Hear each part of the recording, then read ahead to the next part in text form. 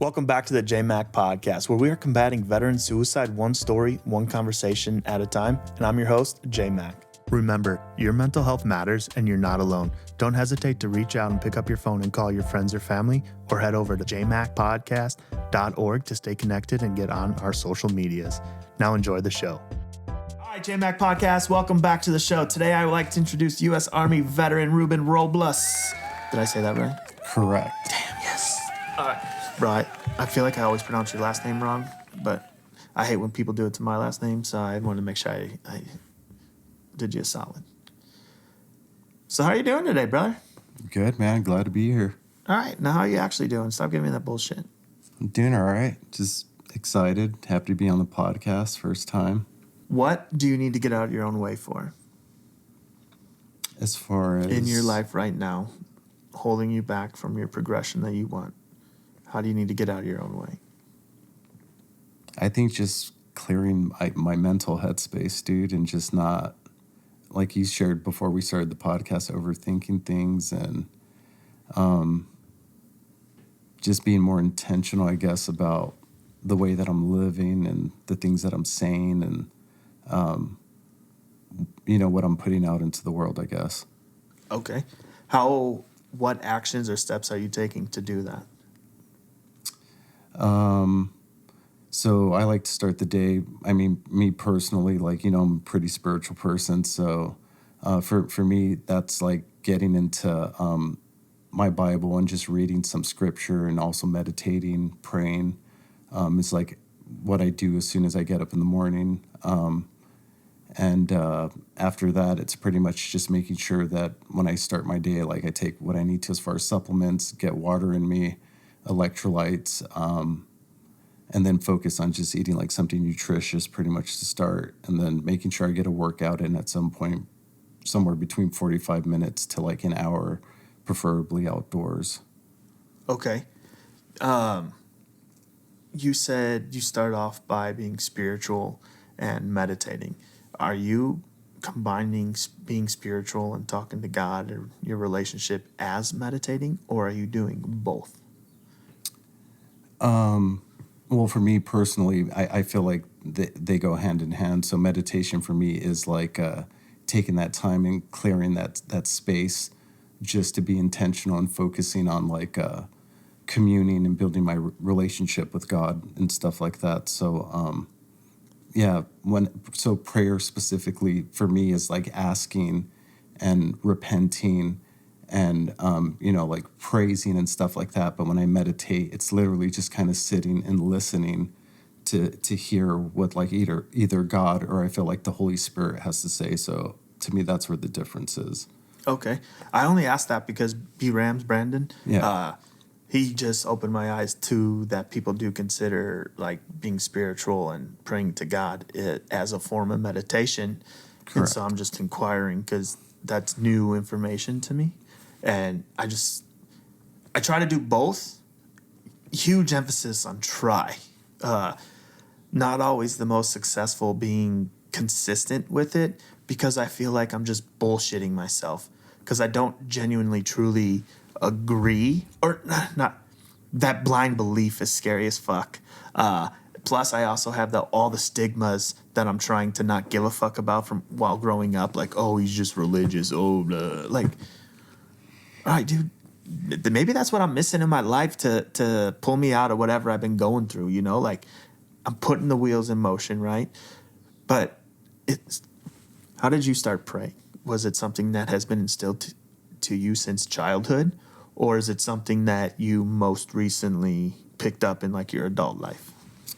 So I grew up in a Christian household, so prayer was always something that was like something that we did as a family either daily or was required of us, like traditionally either at dinner or at church or, wherever you were. But I think just for me personally, dude, it was always just kind of like I would have this Jiminy Cricket on my shoulder, kind of how you see in the cartoons where you have like the angel and the devil on your shoulders. And I always considered like God as being like my Jiminy Cricket, and it was just like my guide or whatever. So it's like me talking to that like little person that was like, this good intentional being was the way that I found like I was conversing with someone. So that was like a form of prayer.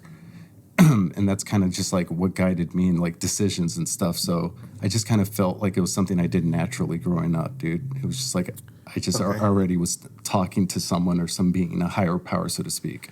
So it almost like having an invisible friend as a child, I mean, this invisible friend is actually with you, right? Like, yeah, so yeah, like a moral compass, kind of like a.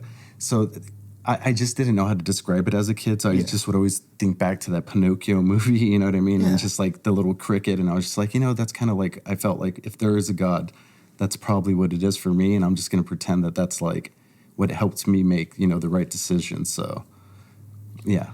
Does your mind ever counter your prayer or talk, your spiritual talk, with like, this is just pretend. I am just pretending. Like, this is bullshit, Do you ever have to battle that? So do I question my faith in the things that I believe? I mean, as Christians, we constantly do, and it's something that we struggle with.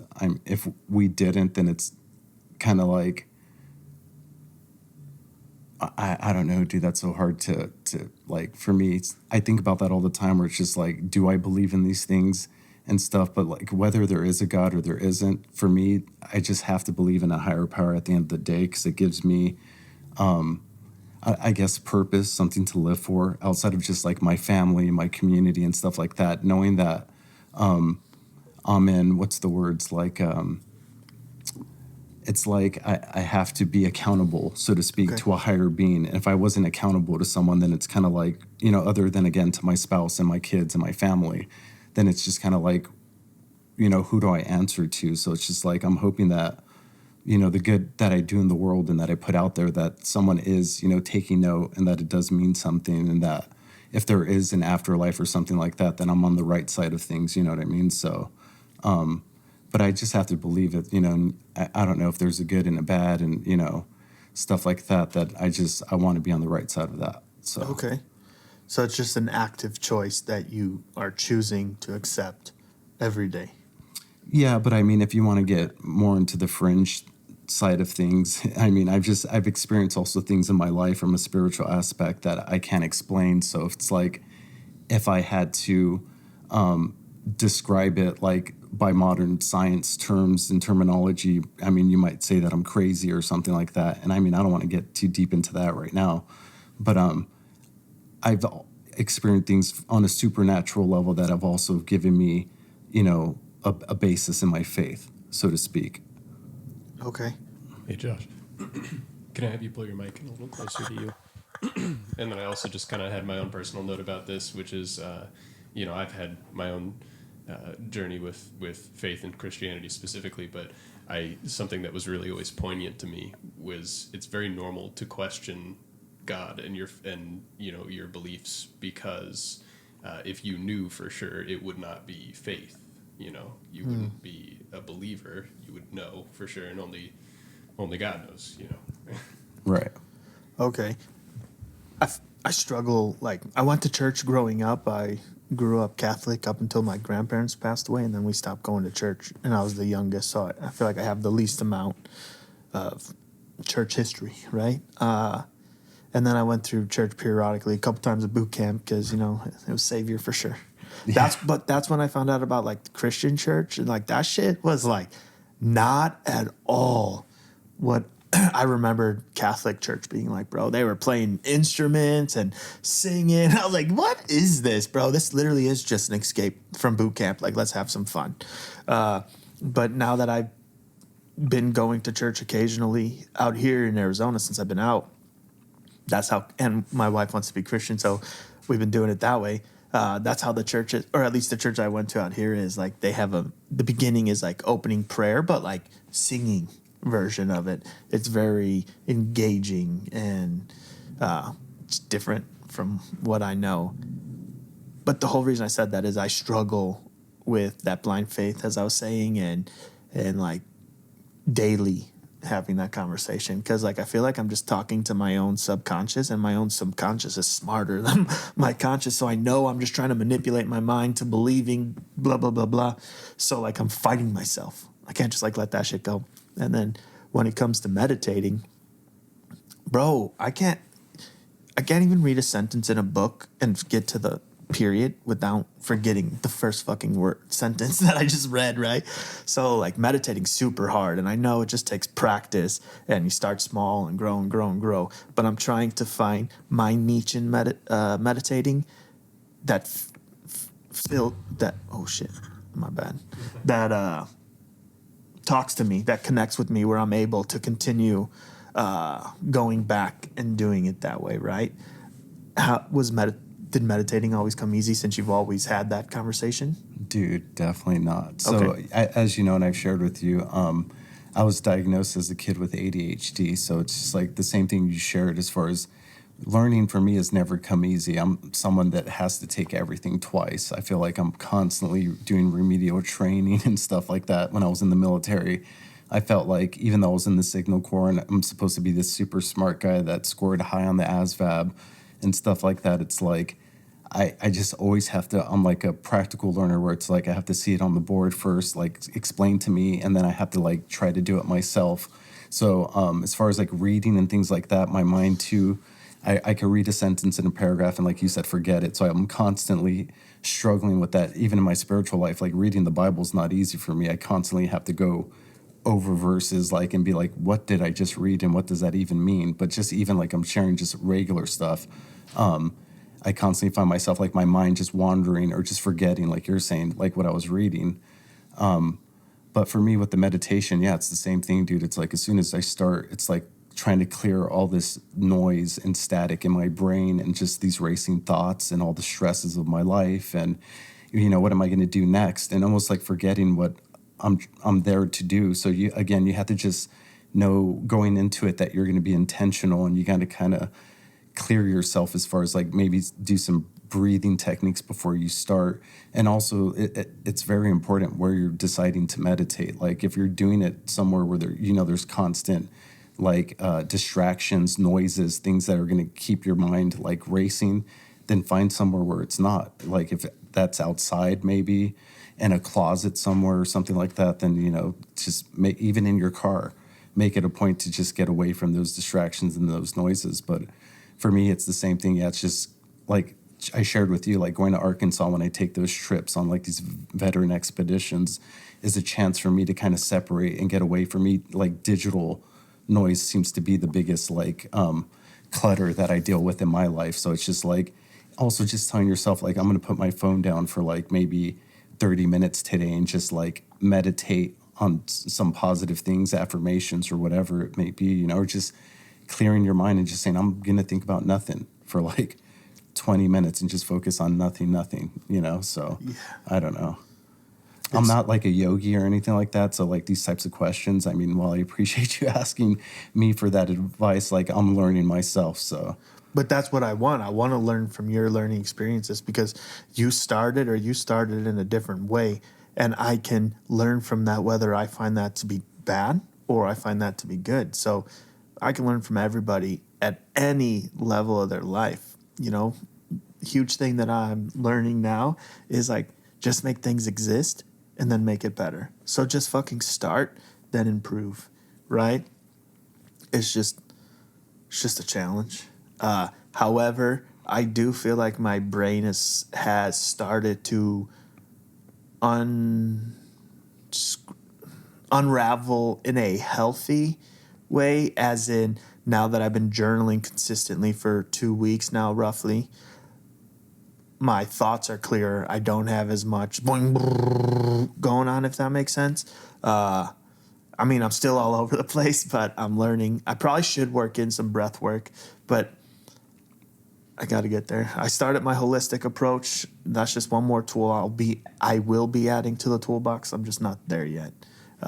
But it's so crazy to think I've been breathing my whole life, and yet I'm 35 not knowing how to properly breathe. Yeah. It's interesting. No, so tell me how do you properly breathe? I'm curious. I don't know, but I know there's those like box breathing exercises. Right. I know you're supposed to like breathe in through your nose, out through your mouth, or at least while you're running. Well, you do the best example of like how we're supposed to be breathing is if you look at an infant or a toddler and you notice when they're sleeping or crawling or anything, a lot of their breathing comes from their stomach. So their stomach will get really big, expands, and then they kind of suck in. and breathe out. Well, as we get older as adults and stuff, we forget how to breathe from here, and we start breathing from here.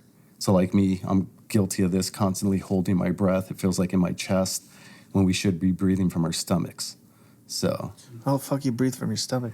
good Just keep question. breathing? Yeah, pretty much. And if you think about singers, where are they told to sing from? It's not from their throat. Or drill instructors? It's from Yeah. their stomachs. So, yeah. Yeah.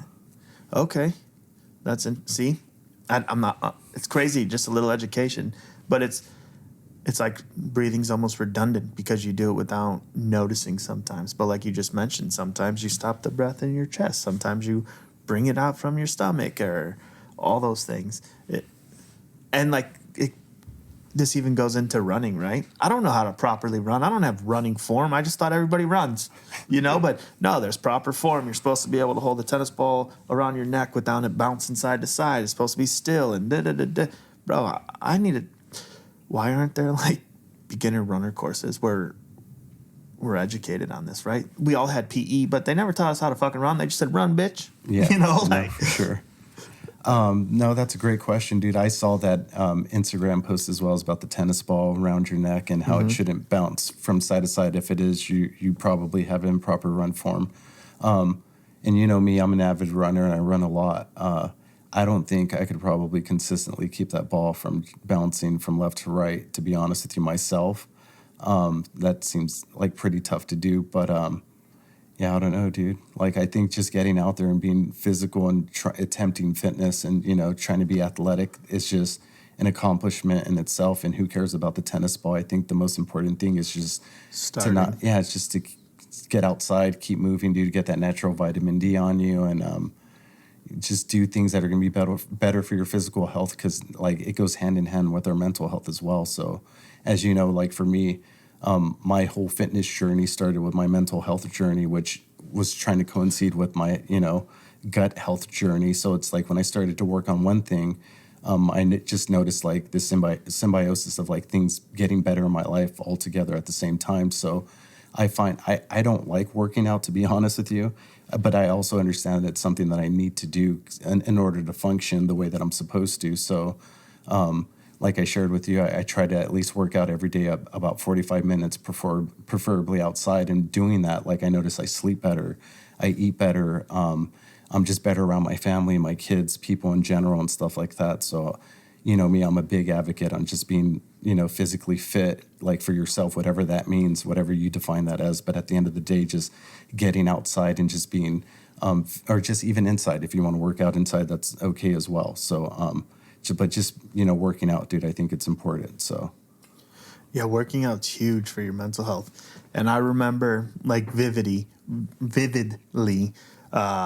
my mom's hair stylist or whatever, she, growing up, or while I was growing up back home, her son joined the military and he got out before I was even in high school, right? But I remember he was going through things, and his mom said that going to the gym saved his life, because just the fitness and being healthy and building the confidence about yourself all over again was really beneficial to him. So, like, I had that knowledge before I even joined the military, right? But just because I have that knowledge doesn't mean I instill it. So I have severely slacked on my physical health and, like, working out, and I'm restarting my journey, and huge differences in, like, just 2 weeks, like, mentally, right? But I also need to do better physically for my kids. Like, my 4-year-old, dude, I think she would love a class that was just working out, like running around obstacles, like just being active and working out. She loves that. Like, she's in karate and they have to, like, exercise and warm up, and she just loves it. And she's having a blast on top of learning to defend herself and confidence and instilling character traits and discipline. All that stuff that the military taught me, I'm watching an outside source teach my daughter. So it's great, because I feel like we're merging together on our thought process. Don't fully know why I went down this avenue, so let's jump into your story a little bit, Ruben. And can you tell me what your childhood was like?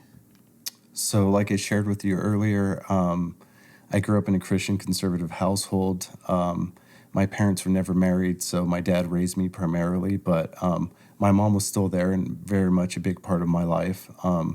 So just unfortunately, they just weren't together. So my dad was Christian. My mom was a non-practicing Catholic. So I had like that religious, spiritual side from both sides of the house, but I would say more heavily from my dad's side of the family. I would go to Sunday school with my dad, whether we wanted to or not. The requirement of living in his household, or, so to speak. I was also used to just growing up around like Bible studies being held at my family's houses, just either at my cousin's house or my grandparents, and just always just kind of dedicating their time, like as far as like their community service was a lot through the church and stuff like that. So we would go on mission trips with my grandparents. I remember growing up like to churches in Mexico to donate food and clothes and stuff. So I always grew up with a very conservative upbringing and like a very traditional style, like a Mexican culture family. But at the same time, they were also very patriotic and Americanized and trying to like get their citizenships and stuff like that. When they first did come to the U.S., just being that that's what the time and the culture was, my dad and some of my family members did join gangs. So my dad was a part of the 18th Street gang, and he was unfortunately arrested while he was in the gang and was convicted as a felon. So unfortunately, that made it hard for him to get his citizenship and stuff like that. So that was another aspect of my childhood and my upbringing. But he's always just been, super patriotic and super just gung-ho for being an American and stuff like that. He speaks English and he's bilingual. And he's just always been a great example and just a role model for me in my life personally. And just really appreciate my dad. And then my mom too, just being there for when I needed just that feminine, like touch as far as advice and stuff like that. My mom's always just been kind of like super supportive and like my best friend as far as just needing things like that. And sometimes when I didn't need kind of the fire and brimstone advice that my father or that side of the family would give me, it was easier sometimes to talk to my mom about things that I was going through. So I had a good upbringing. I can't complain. My grandparents also heavily influenced my upbringing, depending on what school district I was kicked out of at the time and stuff. I was either living with my dad or my grandparents. So I was kind of a problem child as a kid, so to speak, growing up. But I think a lot of it was just misguided anger and stuff like that, that I had just for not understanding why my parents, I guess, weren't together and why I didn't have like the traditional family, you know what I mean? But my dad did remarry, and I did have a brother and sister that were, given to me through that relationship that I thank God for, and also a stepsister, and I have wonderful nephews and nieces through that relationship that my father and stepmother have. So I'm grateful for that as well. So just, all around pretty good upbringing, can't complain. Grew up in the church, a lot of churches, went to Victory Outreach, went to Calvary Chapel, played in a Christian band and stuff like that growing up. So, yeah. What led you into joining the Army? So the military. I was actually a late recruit. I didn't actually enlist into the Army until I was 25 years old. I was 23. Yeah, due to the reason being, I was expecting my first son at the time with an ex-girlfriend, a prior relationship. So I was working, I think, at a warehouse at the time through a job agency. I was working, I don't know, like over 40 hours a week, it seemed like. I think at one point over 30 days straight and stuff, just wrapping pallets and stuff, I think for HP somewhere in the city of Industry in California. And I think I was watching Showtime one time, and there was like a documentary on about some Marine recruits and like what it was like for them going through basic training and stuff. And I was just like, and they were talking, I think, about like just the education they were getting out of like being enlisted, and like I think some of them got bonuses like in money and stuff. And I was just like, maybe I should sign up and like, like I'm going to be a first-time dad. It makes sense for me to go out and do something that if anything happens to me, I know that like my son will be taken care of no matter what. And I found out about like the insurance you get, and stuff like that when we enlist. So it just sounded like a good lucrative opportunity with all these benefits, right? At the same time, I'm doing a great thing for my country. It's super honorable. I'm like 25 years old. I felt like I was kind of going nowhere in my life. Didn't really have like a career, hadn't accomplished much and stuff like that. I was in college, I think, too, at the time, maybe part-time or full-time. So I think I was trying to go to school for radiology, and it was just like, it just felt like I was going nowhere, always on a wait list to get into the program. So just taking a bunch of general ed and stuff. So, yeah, it just felt like the military was my next, stop. So I actually originally wanted to join the Air Force, but I always say they didn't want to take me, but it's more like they didn't have more to offer. So it was like needs of the Air Force. It wasn't like whatever job you wanted. It was whatever they had available is what they were going to give you. They weren't offering, and I'm not trying to slander the Air Force or anything like that, but they weren't offering a bonus.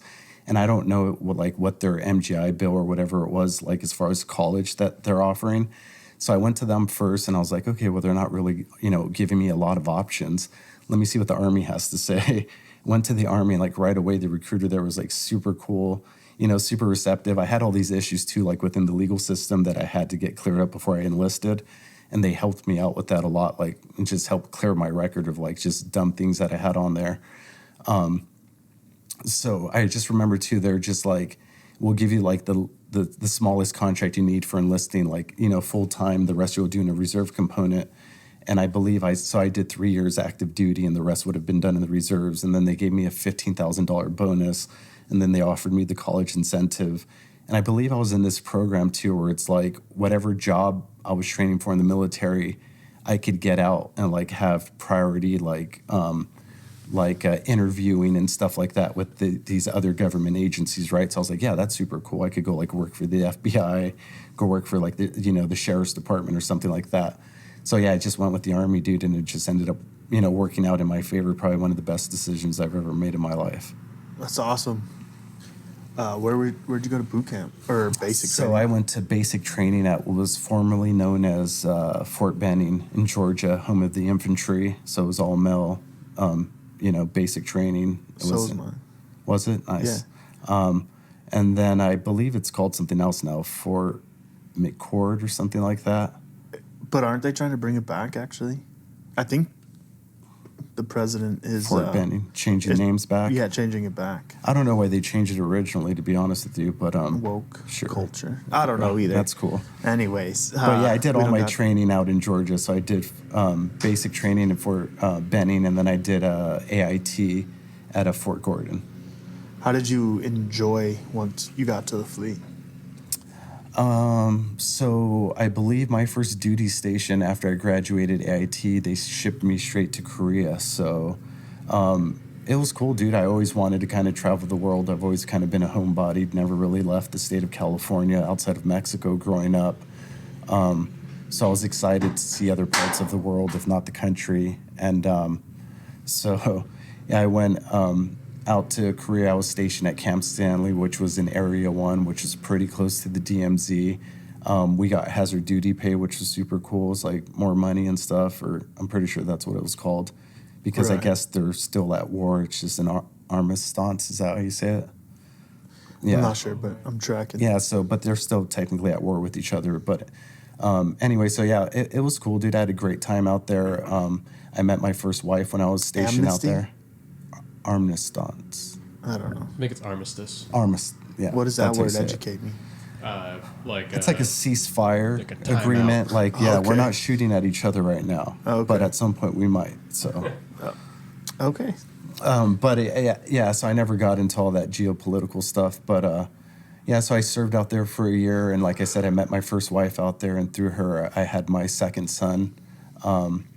And stuff. So it was a good time. I served out there, did my year, and then from there I got sent over to so I was in 1st Signal Battalion when I was in Korea, which my MOS, I was 25 Quebec in the Army, which was a multi-channel transmission systems operator and maintainer. I basically worked with the satellites and computers, a satellite transportable terminal. But so when I got shipped from 1st Signal Battalion, I was sent to Washington State, and I was stationed at JBLM, Joint Base Lewis McChord. And then I was a part of 17 Fires Field Artillery Unit. So, I mean, I love both of my duty stations, dude. I had a good time in Korea. I had a good time in Washington. I really have no complaints. What made you decide to get out then? So I actually got out with a condition, not a disability. So I wasn't med boarded or anything, but while I was in Korea, I don't know what happened, dude, what I ate, what I was injected with, what I was exposed to. But I weighed maybe at one point when I was out there, I was actually getting pretty heavy. Just eating a lot of the bad things on the weekends and drinking a lot. And I was almost up to 200 pounds. But halfway through my tour out there in Korea, I just lost all types of weight. And I got down to about 130 pounds at one point, and the doctors couldn't figure it out. So when I left Korea, I went over to Army Madigan Hospital, which was in Washington, and then with those issues, and they were trying to figure out what was wrong with me, and like I spent about a good year there in Washington trying to figure out what was wrong with me, and when they couldn't, at that point, they just thought that my best bet was just to get out and not deal with the issues I was dealing with while I was serving. I don't know why we never took the route of getting med boarded and stuff like that, but I don't know if that benefited me or if that I did it the wrong way or whatever, but I mean, I got an honorable and, I served and stuff like that, so I can't complain, Yeah, absolutely. It had to be hard, like, dealing with an unknown condition, dealing with the Army. Well, I mean, due to those conditions, I'm still not 100% healthy. I think what I realized, though, through that experience and through these experiences is that, like, I needed to focus on just eating healthier and taking better care of myself as far as my sleep. And again, just back to fitness, like, I'll be honest with you, when I was serving, I wasn't in the gym if we weren't PTing and stuff like that. I wasn't running unless there was a formation I was being called to run into, you know what I mean?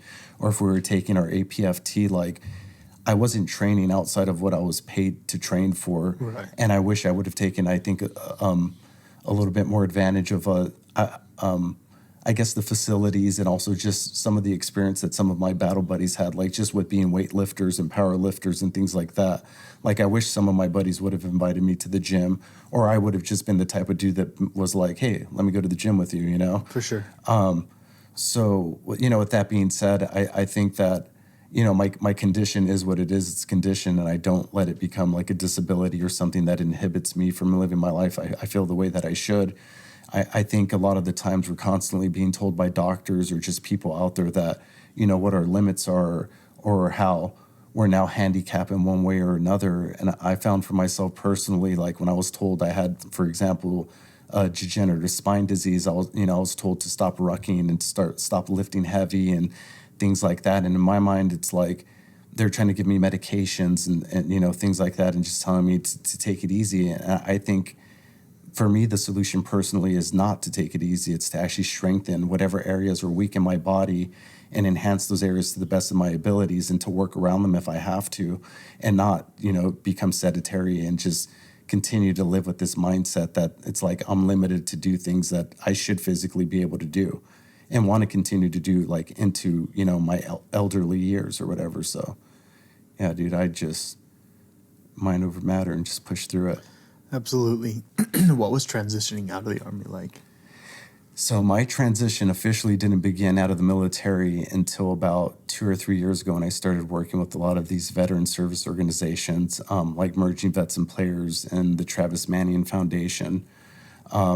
I got out, dude, in 2012. And as far as like getting help for my mental health, I knew that there was, behavioral health that I could seek through the VA, but just due to some bad experiences I had as far as receiving care from the VA at that time, like, to me, that really wasn't an option. And I just thought that I could take care of it on my own as far as like with my own spiritual counseling, which is going to church and, again, prayer and meditation, which do help and are important. But I did realize after time, like, and again, after meeting like groups like Merging Vets and Players, that I did need to get like my mental health in check big time, that I was struggling as far as not just myself, it was affecting my families and the relationships around me. So I sought help through them, and I started working with them as a volunteer and just as a member and just going to their workouts, and just 45 minutes a week. We'd get together on Wednesdays and we'd work out in a gym. And then after the workout, we'd have what's considered a huddle,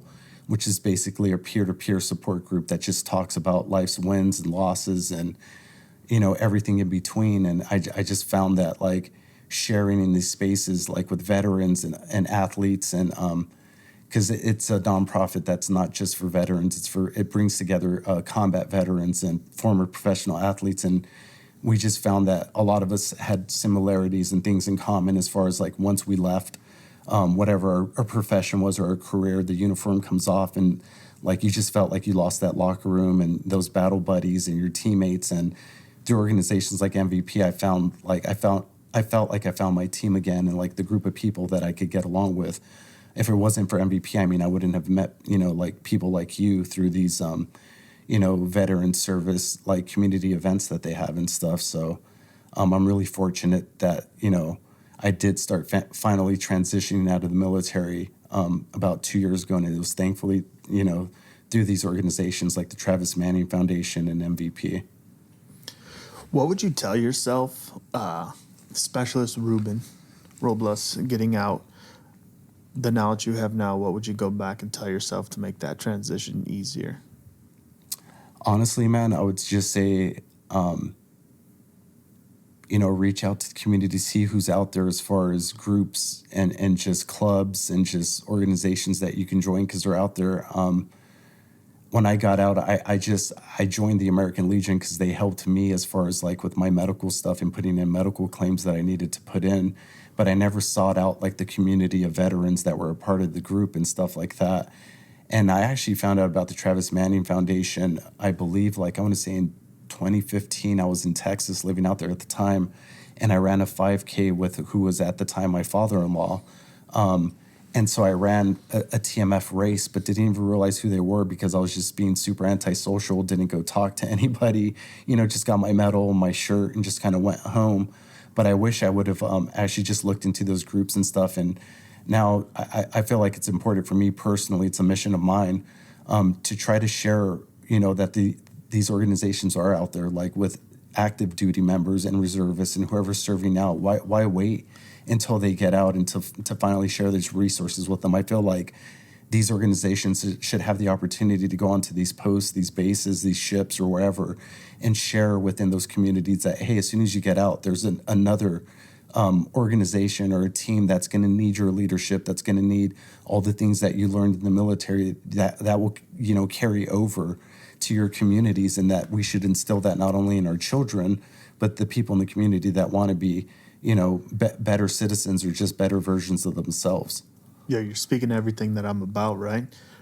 Part of what I have workings behind the scene is I'm tired of this military hurry up and wait bullshit, right? Like, let's create a mental health organization. Great. I'm grateful. There can never be enough of them, right? But now I'm just going to sit back and wait. And you're not sitting back. You're out there busting your ass, grinding, hustling to get them to come to you. But why the fuck are we waiting till they're veterans? Like you said, why aren't we starting while they're still active duty, right? As simple as hosting an event. You'll find out more down the road. Just keep watching.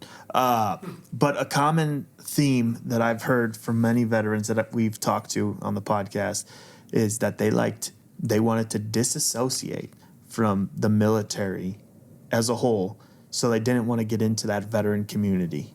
And obviously the veteran community, as the military, has their own stigmas. They have their own cliques and social drama and bullshit as everybody else, right? But there's definitely going to be an organization out there for you. Just like therapy's not a one-shoe-fits-all. It's not. You may have to go to a couple of traditional therapies, equine therapy, fucking recreational therapy, whatever it could be before you find the right fit for yourself. And that's what these organizations could be, right? You get the chance to get recruited. All these organizations want you, right? Completely different from the military. But these organizations want you because they want to save you, not because they want you to do something for them. So give these organizations a chance. Lost my train of thought, but here we are. No, for sure, dude. So I'm not gonna say anything bad about the military. And as far as like, I actually still promote the Army. I think, like, again, it was one of the best decisions I ever made in my life. If it wasn't Absolutely. for my military service, I wouldn't have, all the great things that I currently have in my life. Like, I wouldn't be a homeowner, I wouldn't own a vehicle, things like that. So it's just like the Wouldn't have military. been out of our hometowns. Yeah, it's just I have the beautiful wife, the beautiful kids, all the things that Absolutely. the American dream that I always envisioned for myself. So I'm never gonna say that the military is a horrible place. And like you said, like there are horrible leaders, don't get me wrong, within the Everywhere. military, and there are horrible experiences that you'll get while serving. It's not going to be perfect and stuff, but there is a lot of good too that comes out of it, man. And I just Like feel the like there's a lot of great leaders that are out there that are, great examples of dudes out there doing great things after their service. So it's just like, for me personally, I just like, it's like what you said, you just got to find the organization that fits for you and where it feels like family. And there's not only one, there's, Emerging Vets and Players, there's Travis Manion Foundation, there's Team Red, White, and Blue. I mean, the list goes on and on. Those are just some of the major players within, the veteran space. But I think like it all just depends what your goals are and stuff. Like, do you want to help teach the community? Do you want to go out there and just get fit within the community? Do you want to go out there and just volunteer, give back your time or whatever? I mean, it's up to you, but I think it's important too. It's just like people who have served and have those character traits as far as like, leadership and stuff, that we can still pass that on to others without them having to put on the uniform. And again, I'm not saying that you shouldn't serve and stuff like that. Like if that's what your goals are, then yeah, sure, like come to us and we'll help foster that and help mentor you to get you there. But at the same time, like me personally, like I don't want my kids to serve if they don't have to. Yeah, But I no. always want it to be an option or a route for them to if they want to take that route, to learn discipline and to learn resiliency and all those things like that. Like if they want to learn what I learned, then of course I'm going to point them in that way, because I mean that's the template that set me up. So I don't want them to join at all. But most importantly, I don't want them to join off of their ego and pride. Because the military isn't just war fighters, right? That's a very small percentage of the military. And to better yourself, even if you want to make it a career, there's better options to preserve your mind, body, and health, right? And career by joining a different field branch. You don't have to be on the front lines. You can join the Air Force. You don't have to be a Marine because you're the best, right? You know what I'm saying? Sexiest uniforms. I mean, dude, I Just- was in a support unit, so I mean, the Signal Corps isn't considered combat. Like we're a support unit, so we're attached. Like I was in the Signal Battalion in Korea, but that was all strictly again like just doing field exercises, just on our job and stuff. And I was attached to a combat unit, which is field artillery. But at the end of the day, like the military apparatus wouldn't run if, like you're saying, all we had was just war fighters out there. We have people that are Marines that work in admin. I mean, we need medics, we need pilots, we need all types of Absolutely. things. So it's just, again, it's like if that's what you want to do, it's important. We need an apparatus there to defend our country and defend our citizens and stuff like that, and the sovereignty of like the free world. But you're right, there are other options out there. So, but again, I don't want to discount what great things it is to serve or to join the military. Yeah, absolutely. And I hope I So- didn't give that. I hope that didn't. My words didn't come across that way. But as I'm sitting here talking to you, and I asked you what you would go back and tell yourself, I asked everybody that, right? But I recognize I've never asked myself that. And as you were talking and I was listening, I think I'd go back and tell myself to drop the fucking ego and pride, because that's what's in the way of 99% of everything. At least for me, I'll say, right? Because if I'm too afraid to do something, it's because my ego feels I'll be judged or I'm insecure or something, right? Let that shit go, bro. Let that shit go. You don't need that. It's just going to cause you anger, resentment, frustration, and then you're going to have to work through all that shit. So the faster you're able to let go of your ego and pride and genuinely get to what you need to get to, the happier and healthier you're going to be. Yes, sir. Absolutely. I did have another question, but typically it's just out my brain. So tell me more about the Travis Manion Foundation. So the Travis Manion Foundation is a veteran nonprofit that was started on behalf of First Lieutenant Travis Manion, a United States Marine Corps, who gave his life while serving in Iraq, April 29, 2007. His mom basically started the foundation to honor him, but not only him, his best friend, Brendan Looney, who was a Navy SEAL who also gave his life while serving.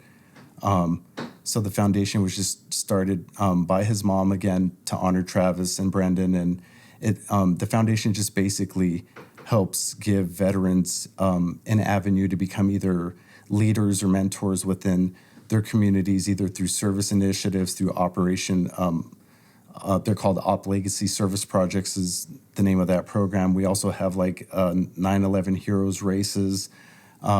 We have athletic events. I'm the volunteer athletic events coordinator for the Phoenix chapter. So something that I'm big on is like, as you know, rucking. So we have like Go Ruck events like Jogging for Frogmen. We have a shadow event coming up for that here soon in June. We're also doing the Manion WOD, which is a big initiative to honor Travis. That happens April of every year between, I want to say, the 25th and the 29th of the month. It's the 27th. That's the date that I'm having mine. Oh, okay. That I'm Okay, my hosting bad. one. Yeah, thank you. Yeah, so it's the 25th through the 29th of the month is pretty much like when we mostly focus on the WOD, but it's happening throughout the whole month pretty much. A bunch of CrossFit gyms and just regular gyms are hosting the WOD. You could host the WOD if you wanted yourself, like within your own city and stuff. It doesn't have to be officially at a gym. It could be at a park. It could be out of your garage. It could be in a parking lot. I mean, anywhere that you could think of, you can still host this WOD. Me personally, I'll be hosting one for the Phoenix chapter at a Liberty Performance and Training on Sunday, April 27th at 8 a.m. Registration is free if you do it through the Facebook sign up. We do have a page on the Travis Manion Foundation Phoenix chapter group page.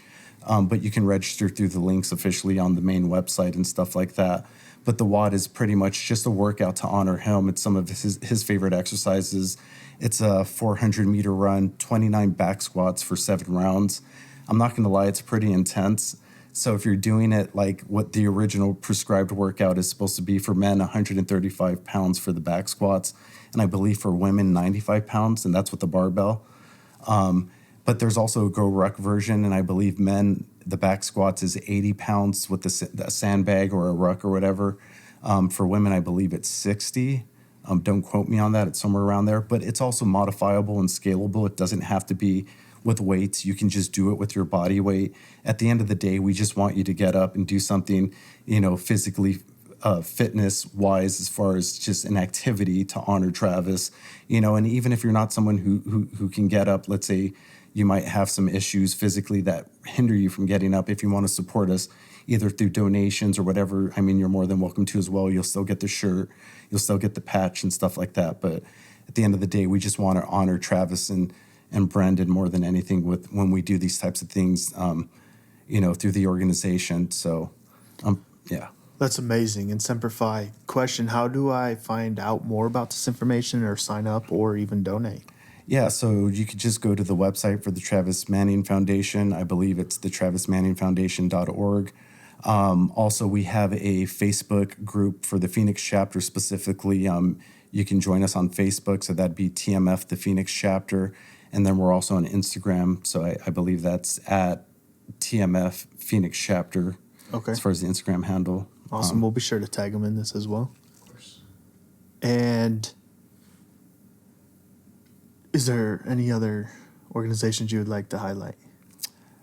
No, I think I've kind of mentioned all the ones I wanted to talk about, and I just want to thank you guys for having me on today. And My pleasure. sorry for being a little nervous Nelly there in the beginning, but thank you for letting me get comfortable and ramble on towards the end there. Dude. That's what I like to credit myself at being good at. Is like, I know you're nervous. I'm just going to ask you questions until you calm down. And I try to present the energy of being calm, even though my brain doesn't always feel the way I'm showing you.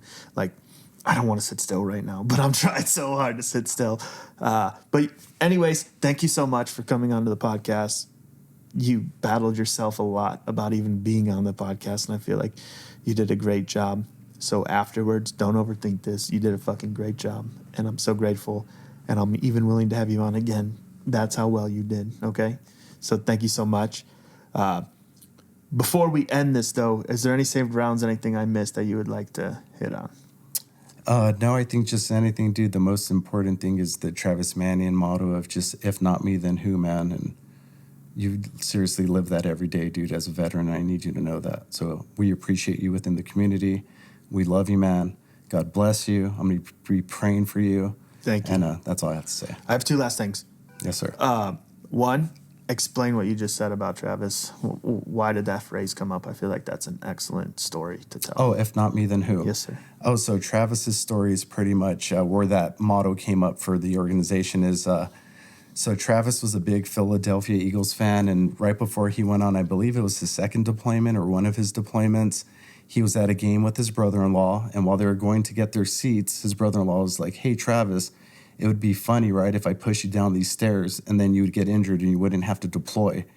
And then Travis looked at his brother-in-law, was like, "Nah, it wouldn't, be funny, or that wouldn't be a good thing, because they would send someone in place of me, and that person might not be as trained up for the mission as I am.